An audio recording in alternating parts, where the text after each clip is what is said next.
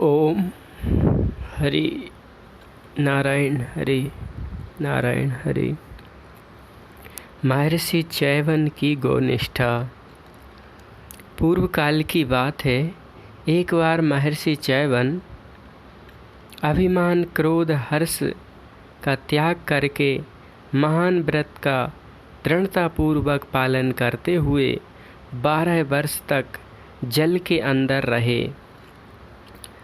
जल जंतुओं से उनका बड़ा प्रेम हो गया और वे उनके आसपास बड़े सुख से रहते।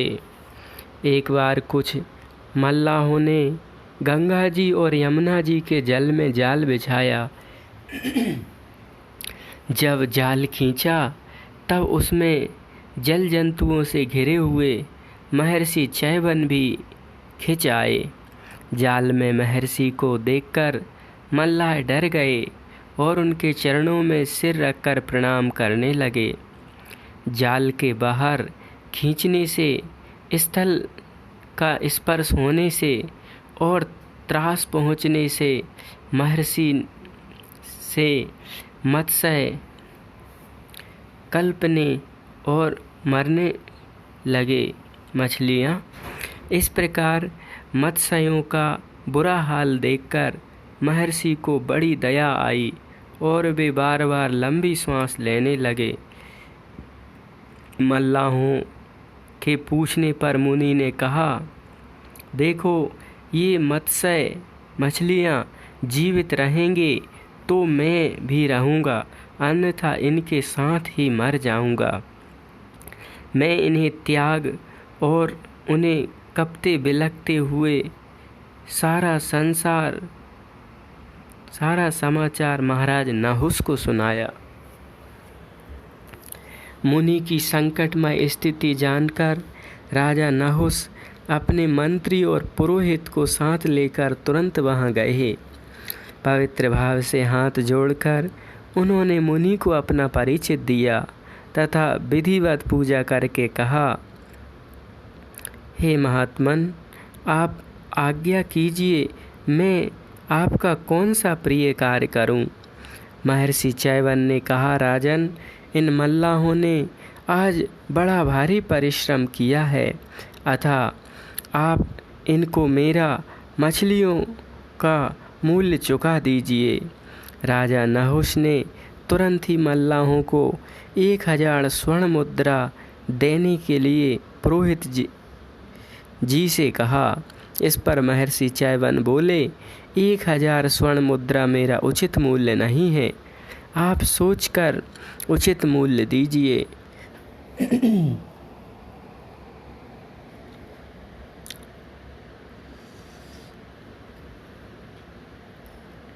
इस पर राजा ने 1 लाख स्वर्ण मुद्रा से बढ़ाते हुए 1000 स्वर्ण मुद्रा से बढ़ाते हुए 1 लाख से 1 करोड़ और 1 करोड़ से आधा राज्य और अंत में समूचा राज्य देने की बात कह दी। परंतु च्यवन ऋषि राजी नहीं हुए। उन्होंने कहा, आपका आधा या समूचा राज्य मेरा उचित मूल्य है ऐसा मैं नहीं समझता। आप ऋषियों के साथ विचार कीजिए और फिर जो मेरे योग्य हो वह मूल्य दीजिए। महर्षि का वचन सुनकर राजा नहुस को बड़ा खेद हुआ। वे अपने मंत्री और पुरोहितों से सलाह करने लगे। इतने में ही गाय के पेट से जन्मे हुए एक फलाहारी वनवासी मुनि ने राजा के समीप आकर उनसे कहा, महाराज, ये ऋषि जिस उपाय से संतुष्ट होंगे वह मुझे मालूम है। नहुस ने कहा, ऋषिवर, आप च्यवन महर्षि का उत्तम मूल्य बताकर मेरे राज्य और कुल की रक्षा कीजिए। मैं अगाध दुख के समुद्र में डूबा जा रहा हूँ, आप नौका बनकर मुझे बचाइए। नहुस की बात सुनकर मुनि ने उन लोगों को प्रसन्न करते हुए कहा, महाराज, ब्राह्मण सब वर्णों में उत्तम है, अतः उसका कोई मूल्य आंका नहीं जा सकता। ठीक इसी प्रकार गौओं का भी कोई मूल्य नहीं लगाया जा सकता। अतएव इनकी कीमत में आप एक गौ दे दीजिए। महर्षि की बात सुनकर राजा को बड़ी प्रसन्नता हुई और उन्होंने उत्तम व्रत का पालन करने वाले महर्षि चैवन के पास जाकर कहा, महर्षि, मैंने एक गौ देकर आपको खरीद लिया है। गौ ब्राह्मण वास्तव में एक ही सिक्के के दो पहलू हैं। अब आप उठने की कृपा कीजिए, मैंने आपका यही मूल्य समझा है। चैवन ने कहा, राजेंद्र, मैं उठता हूँ।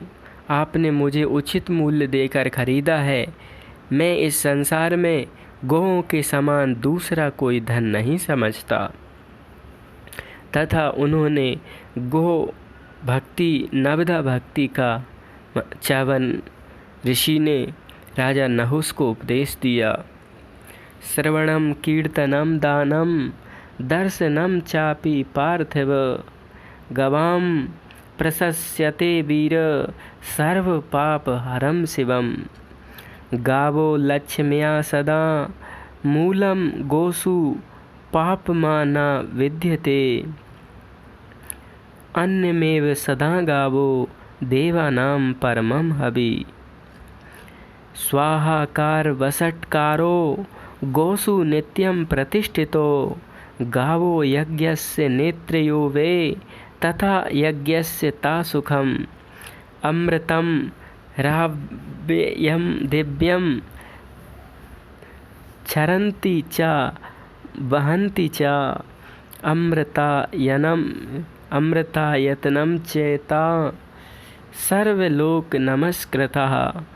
तेजसा वपुषा चैव गावो वही समा भुवि। गावो ही सुमहत्तेजा प्राणिनां च सुखप्रदा। निविष्ट गोकुलं यत्र श्वासं मुच्यन्ति निर्भयं।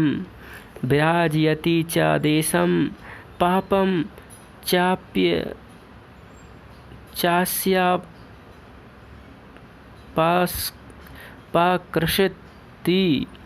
गावः स्वर्गस्य सोपानं। गावः स्वर्गेऽपि पूजितः।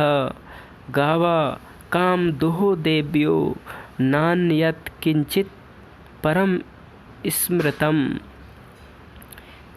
इत्येषद्गोषु मे प्रोक्तं महात्मन्यं भरतश्रभ। गुणैकदेशवचनं शाक्यं परायणं नातुः। महाभारत अध्याय 51 27-34। वीरवर, गायों के नाम और गुणों का कीर्तन करना, सुनाना, गायों का दान देना और उनके दर्शन करना बहुत प्रशंसनीय समझा जाता है। ऐसा करने से पापों का नाश और कल्याण की प्राप्ति होती है। गाय लक्ष्मी की मूल हैं, उनमें पाप का लेश भी नहीं है। वे मनुष्य को अन्न और देवताओं को उत्तम भविष्य देती हैं। स्वाहा और बसटकार नित्य गायों में ही प्रतिष्ठित है। गोये ही यज्ञ का संचालन करने वाली और उनकी मुख्य रूपा हैं। गायें विकार रहित दिव्य अमृत धारण करती और दूहने पर अमृत ही प्रदान करती हैं। वे अमृत की आधार समस्त लोग उनको नमस्कार करते हैं। इस पृथ्वी पर गायें अपने तेज और शरीर में अग्नि के समान हैं। वे महान तेजोमयी और समस्त प्राणियों को सुख देने वाली हैं। गौओं का समुदाय जहाँ बैठकर निर्भयता से श्वास लेता है, वह स्थान चमक उठता है और वहाँ का सारा पाप नष्ट हो जाता है। गायें स्वर्ग की सीढ़ी और स्वर्ग में भी उनका पूजन होता है। वे समस्त कामनाओं को पूर्ण करने वाली देवियाँ हैं, उनसे बढ़कर और कोई भी नहीं। राजन, यह जो मैंने गाय का महत्व कहा सो केवल उनके गुणों के एक अंश मात्र का दिग्दर्शन मात्र है। गौ के संपूर्ण गुणों का वर्णन तो कोई नहीं कर सकता। तदंतर मल्लाह ने मुनि से उनकी दी हुई गौ को स्वीकार करके कतार प्रार्थना की। मुनि ने उनकी दी हुई गौ लेकर कहा, मल्लाहो, इस गोदान के प्रभाव से तुम्हारे पाप नष्ट हो गए। अब तुम इस जल में उत्पन्न हुई मछलियों के साथ स्वर्ग में जाओ। देखते ही देखते महर्षि चैवन के आशीर्वाद से वे मल्लाह तुरंत मछलियों के साथ स्वर्ग को चले गए। उनको इस प्रकार स्वर्ग जाते देख राजा नहुस को बड़ा आश्चर्य हुआ। तदनंतर राजा नहुस ने महर्षि की और गो जाति की पूजा की और उनसे धर्म में स्थित रहने का वरदान प्राप्त करके वे अपने नगर लौट आए। महर्षि अपने आश्रम को चले गए। गोबर से चौका लगाना चाहिए। स्कंद पुराण में आता है, लक्ष्मीश्च गोमये नित्यम पवित्रा सर्वमंगला गोमया लेपनम तस्मात् कर्तव्यम पांडुनंदना। गोबर में परम पवित्र सर्वमंगलमयी श्री लक्ष्मी जी नित्य निवास करती हैं, इसलिए गोबर से लेपन करना चाहिए।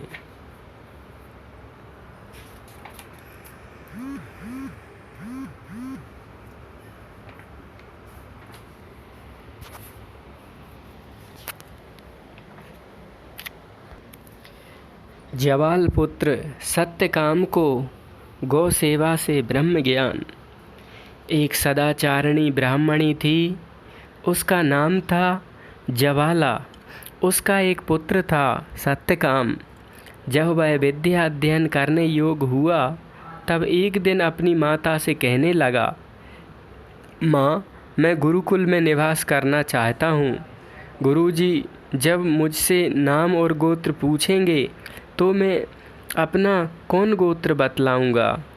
इस पर उसने कहा कि पुत्र, तेरे पिता से गोत्र पूछने का अवसर नहीं प्राप्त हुआ, क्योंकि उन दिनों में सदा अतिथियों की सेवा में ही संलग्न व्यस्त रहती थी। अतएव जब आचार्य तुमसे गोत्र पूछें तब तुम इतना ही कह देना कि मैं जवाला का पुत्र सत्यकाम हूँ। माता की आज्ञा लेकर सत्यकाम हारी द्रुमत गौतम ऋषि के यहाँ गया और बोला, मैं श्रीमान के यहाँ ब्रह्मचर्य पूर्वक सेवा करने आया हूँ। आचार्य ने पूछा, वत्स तुम्हारा गोत्र क्या है? सत्यकाम ने कहा, भगवान, मेरा गोत्र क्या है इसे मैं नहीं जानता। मैं सत्यकाम जवाल हूँ, बस इतना ही इस संबंध में जानता हूँ।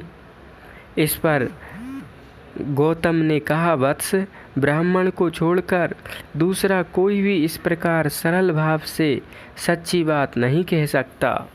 जा, थोड़ी समीधा ले आ, मैं तेरा उपनयन संस्कार करूँगा।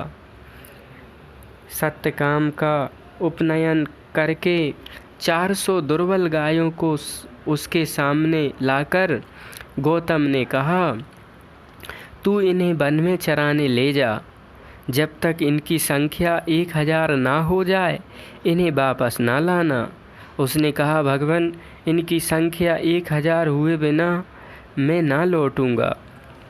सत्यकाम गायों को लेकर वन में गया। वहाँ वह कुटिया बनाकर रहने लगा और तन मन से गौओं की सेवा करने लगा। धीरे धीरे गायों की संख्या पूरी 1000 हो गई। तब वह एक दिन वृषभ साण ने सत्यकाम के पास आकर कहा, वत्स, हमारी संख्या 1000 हो गई है, अब तू हमें आचार्य कुलम में पहुंचा दे।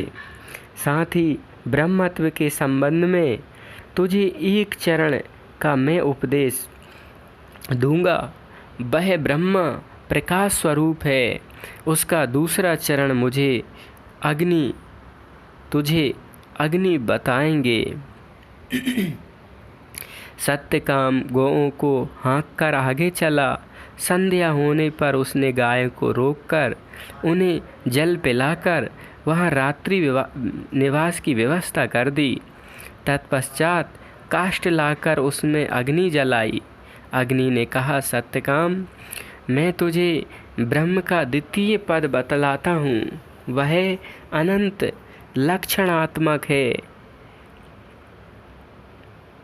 अगला उपदेश तुझे हंस करेगा। दूसरा दिन सायंकाल सत्यकाम पुनः किसी सुंदर जलाशय के किनारे ठहर गया और उसने गौओं के रात्रि निवास की व्यवस्था की। इतने में ही एक हंस ऊपर से उड़ता हुआ आया और सत्यकाम के पास बैठकर बोला, सत्यकाम। सत्यकाम ने कहा, भगवान, क्या आज्ञा है? हंस ने कहा, मैं तुझे ब्रह्म के तृतीय पद का उपदेश कर रहा हूँ। वह ज्योतिष्मान है। चतुर्थ पद का उपदेश तुझे मुदग जल कुक्कुट करेगा। मुदग जल कुक्कुट करेगा। दूसरे दिन सायंकाल सत्यकाम ने एक वटवृक्ष के नीचे गौओं के रात्रि निवास की व्यवस्था की। अग्नि जलाकर वह बैठ ही रहा था कि एक जल मुर्ग ने आकर पुकारा और कहा, वत्स, मैं तुम्हें ब्रह्म के चतुर्थ पाद का उपदेश करता हूँ। वह आयतन स्वरूप है। इस प्रकार उन देवताओं से सच्चिदानंद घन लक्षण परमात्मा का बोध प्राप्त कर 1,000 गौओं को लेकर सत्यकाम आचार्य गौतम के यहाँ पहुँचा। आचार्य ने उसकी चिंता रहित तेजपूर्ण मुख क्रांति को देखकर कहा, वत्स, तू ब्रह्मज्ञानी के सादृश्य दिखाई पड़ता है। सत्यकाम ने कहा, भगवान, मुझे मनुष्येतरों से विद्या मिली है। मैंने सुना है कि आपके सादृश्य आचार्य के द्वारा प्राप्त हुई विद्या ही श्रेष्ठ होती है। अतः मुझे आप ही पूर्ण रूप से उपदेश कीजिए। आचार्य बड़े प्रसन्न हुए, बोले, वत्स, तूने जो प्राप्त किया वही ब्रह्मत्व है। तदनंतर आचार्य ने उस संपूर्ण तत्व का पुनः ठीक प्रकार उपदेश किया। सत्यकाम को पहला उपदेश नंदी वृषभ ने किया। वह ब्रह्मा प्रकाश स्वरूप है। दूसरा उपदेश अग्नि ने किया। वह लक्षणात्मक है। और तीसरा उपदेश हंस ने किया। हंस ने कहा, वह ज्योतिष्मान है। और चौथा जल कुक्कुट ने किया। वह आयतन स्वरूप है।